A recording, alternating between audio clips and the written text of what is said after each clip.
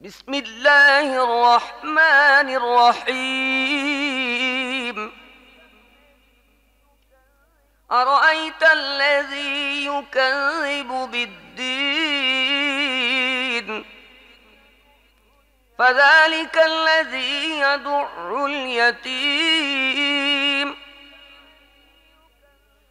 أرأيت الذي يكذب بالدين فذلك الذي يدع اليتيم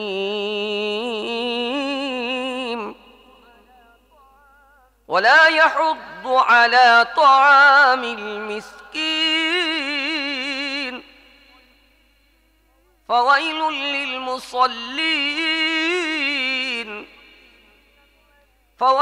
للمصلين الذين هم عن صلاتهم ساهون الذين هم يراءون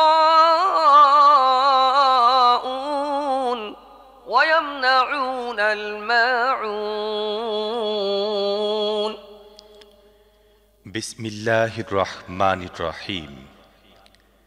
তুমি কি তাকে দেখেছ যে আখিরাতে পুরস্কার ও শাস্তিকে মিথ্যা বলছে?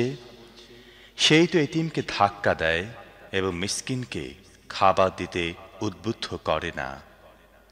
তারপর সেই নামাজীদের জন্য ধ্বংস যারা নিজেদের নামাজের ব্যাপারে গাফলতি করে, যারা লোক দেখানো কাজ করে এবং মামুলি প্রয়োজনীয় জিনিসপাতি লোকদেরকে দিতে বিরত থাকে।